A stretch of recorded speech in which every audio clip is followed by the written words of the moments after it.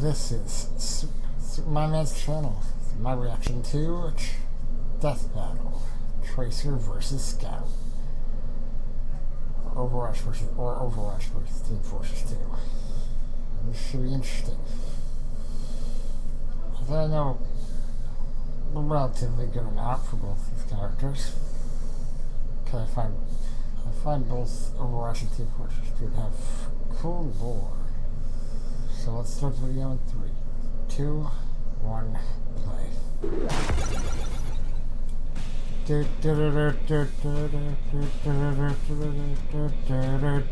be the elite, you must surround yourself with the best of the best. Whether you band together to save the world, or just a worthless plot of land. And every good team needs a good hidden runner. Like Tracer, the spunky agent of Overwatch. And the Scout, the Boston-born merc of Team Fortress. He's Wiz and I'm Boomstick. And it's our job to analyze their weapons, armor, and skills to find out who would win a death battle. 30 years from the present, mankind would become careless. Their machine servants rose up to fight for freedom, and so began a worldwide war. But one organization stood between world peace and total chaos.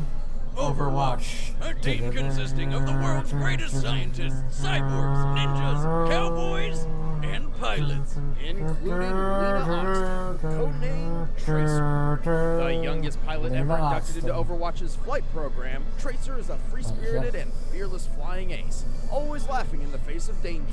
After helping to secure world peace, no big deal, right? He was chosen to test a new prototype fighter jet, which could teleport. But then everything went horribly wrong. Instead of teleporting from point A to B, the fighter jet accidentally transported her through time. How do you accidentally create a time machine and put it in a fighter jet? A word to the wise, this is why you use animals before moving to human trials, like I always do. Anyway, Tracer essentially existed as a ghost, uncontrollably phasing in and out of time. It looked like Overwatch's prized pilot would be decommissioned forever. Until her teammate, good friend and gorilla scientist Winston made a special techno-doohickey to keep her locked in the present. This chronal accelerator doesn't just anchor Tracer's time displacement, it also gives her 2 different ways to manipulate her own time flow. In a near instant, she can zoom approximately 23 feet away. This blink ability is not true teleportation, but instead speeds up time only for Tracer while propelling her in any given direction. What? She can briefly jump herself forward in time, though from an outside view it looks like More than that, she can also reverse time for herself with the recall ability, which returns Tracer's health and spatial position back to where they were a few seconds before. While usually recall only turns back 3 seconds, in some instances she's gone as far back as 15. Well, thank God her weapons aren't as confusing as that shit. She carries dual rapid-fire pulse pistols as her primary pain dispensers. Each can empty 20 rounds in a single second. But what the pulse pistols have in power, they sorely lack in range and accuracy. Good thing she also has her pulse bombs. I'll put it this way, pretty much anybody she sticks this thing to has exactly 2 seconds to make their peace before going to the big capture point in the sky. Tracer maximizes her unique weaponry with hit-and-run tactics, frustrating her enemies and making her very difficult to pin down. In addition to blinking and recalling all over the place, she can jump 15 feet in the air. She's disarmed the highly trained and literally cold-blooded assassin Widowmaker, protected the Doomfist Gauntlet from theft, and even once avoided a sniper shot from just 30 feet away. A sniper round usually travels almost 1,800 miles per hour when fired, meaning Tracer had to react within 1/100th of a second. Unfortunately, that bullet found another target. Rest in peace, Robot Gandhi. Although Tracer is a slippery opponent on the battlefield, her chronal accelerator has its limits. If used too many times in succession, it can overheat, forcing Tracer to wait for a recharge. As her pistols are linked to the accelerator, this can sometimes cause them to overload as well. Plus, she's a pilot first, and not exactly a crack shot while on foot. If she doesn't get in close, she's not hitting anything but air. In spite of that, Tracer doesn't let any of it get her down. Wherever there's danger, she'll be there in a blink of an eye with a cocky smile and a barrage of bullets. Wait, whatever happened to that time-warping fighter jet? I don't know. They haven't said what happened to that. It's somewhere. In the year 1850, an extremely wealthy entrepreneur passed away, leaving his family land and business to his two sons. But like brothers are prone to do, they ended up fighting over each other's land right off the bat. This went on for decades, and then the brothers began recruiting mercenaries to literally wage war. Yeah, and because that's when things that really makes got out of sense, control. right? Each hired gun contributed with their own specialized expertise. The sniper killed from afar, the engineer slaughtered with machines, and the heavy mowed people down with the biggest goddamn gun they'd ever seen. What kind of sandwiches were they feeding that guy? But one every man only relied on his cunning, his 2 feet, and a baseball bat. This was the Scout. Born in Boston, Massachusetts in the 1950s, the mercenary only known as Scout was the runt among 7 older brothers. And all of them loved to wander the town looking for a good fight. Problem was, Scout's brothers were so big and tough, the fights would be over before he could get the chance to throw his own punches. Desperate to fight alongside his siblings, Scout realized that what he lacked in strength, he could make up for in speed. So he started running, and running, and running until one day he was fast enough to not only keep up, but get ahead. Speed was his moniker, delivering pain was his game, and somewhere along the way he even learned how to jump off of thin air. Suddenly, the pathetic front of the pack became the smart-mouthed terror of Boston. Grass grows, birds fly, sun shines, and brother, I hurt people. The only thing he was lacking was discipline, which he could get in the military, but that didn't sound like any fun, so he became a mercenary instead. Scout travels light, relying on a lovely shotgun and a baseball bat. Yes, a baseball bat. This guy is crazy enough to try and take out a rocket launcher-wielding soldier with a pop fly. Which surprisingly works. Opponents are stunned by the size of his balls, both literally and figuratively, leaving them open for Scout to race up and finish them off with his guns. Well, he's got a pistol for pinpoint accuracy. Scout's favorite tools for killing are definitely shotguns. The scattergun is a confusing miracle of shotgun engineering that can somehow hold 6 shots in a double barrel and is reloaded via divine intervention when you pull its lever. It's like the baby of a shotgun rifle and a revolver.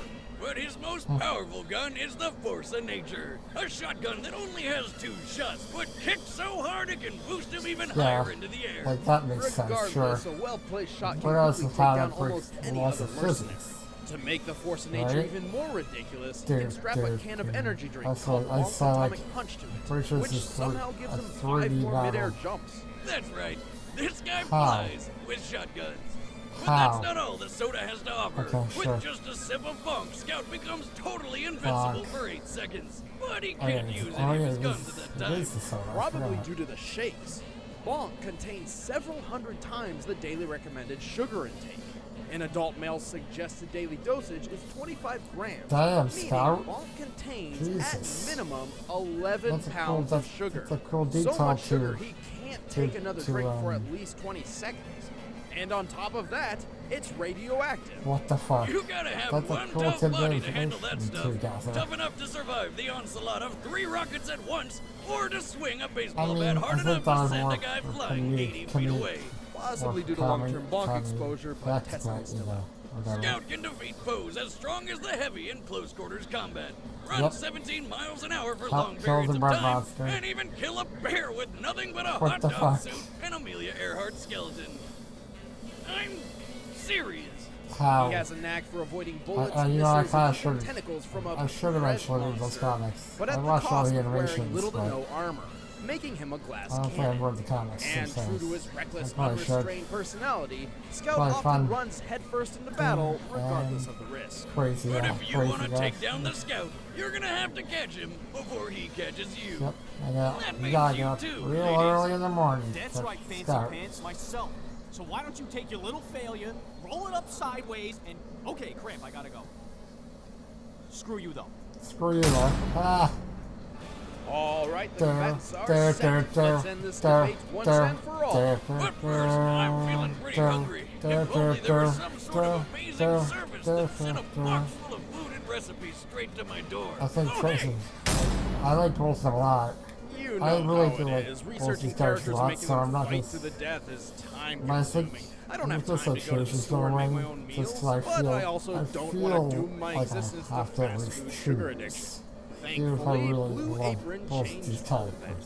For less than $10 a meal, Blue Apron sends me seasonal recipes with pre-portioned ingredients to make delicious home-cooked meals. Each meal comes with an easy step-by-step recipe which can be prepared in 40 minutes or less. This chicken stir-fry only took about 20. Check out this week's menu and get your first 3 meals free, with free shipping, by going to blueapron.com/battle. See for yourself what it feels and tastes to create impeccable home-cooked meals with Blue Apron. That's blueapron.com/battle.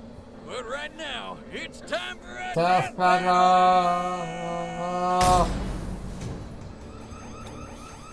I'm breaking, man.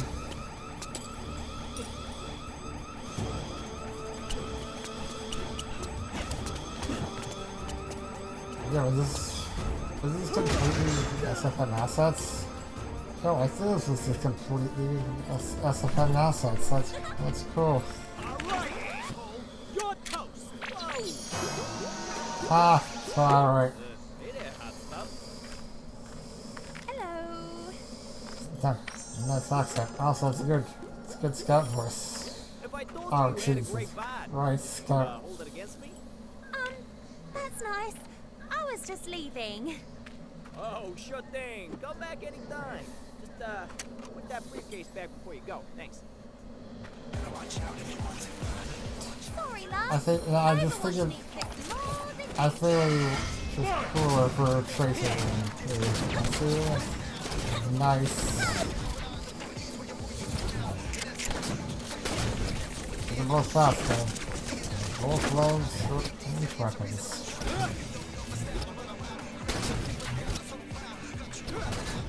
Yo, Put, how you doing that?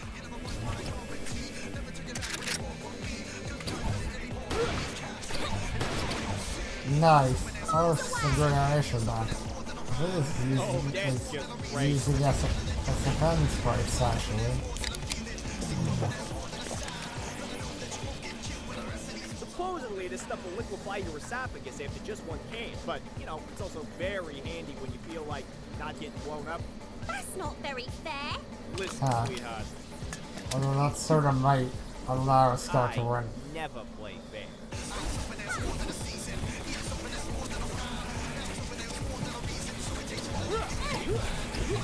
Oh, here comes her. Here comes her. Her ultimate.